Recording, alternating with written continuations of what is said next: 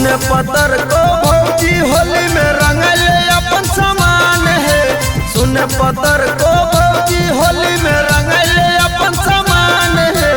आसो के होलिया में कर देना ने मान है। आसो के होलिया में कर देना ने मान है। रंगावा डालबो धीरे धीरे रंगावा पूरा सामान है। रंगावा डालबो धीरे धीरे रंगावा पूरा सामान है। आसो के होलिया में कर देना ने मान है। आसो के होलिया में कर देना ने मान है। आसो के होलिया में कर देना ने मान है। Presented by Niva Music Jammu. आसो के होलिया में कर देना ने मान है। कर देना ने मान है। होलिया में चोलिया रंग वाइल है भौजी। भैया न घरवा के हूँ कुछ नहीं बोली। कुछ नहीं बोली।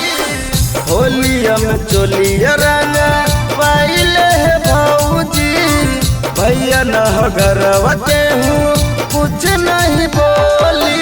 ढोढ़िया तू रंगवाइल भौजी रंगवाल दोनों अनार है।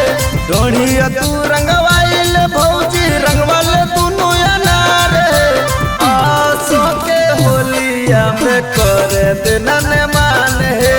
आसो के होलिया में कर देना ने मान है। आसो के होलिया में कर देना ने मान है।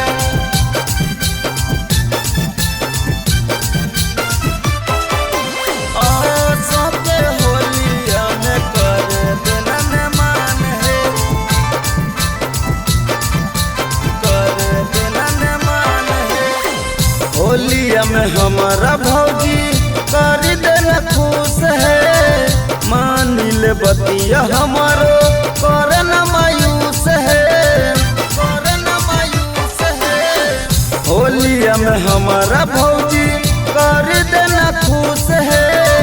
मान ले बतिया हमारो कर न मायूस है। लहंगा अपन उठा के भौजी कर देना प्रणाम है। लहंगा अपन उठा के भौजी कर देना प्रणाम है। आसो के होलिया में कर देना ने मान है। आसो के होलिया में कर देना ने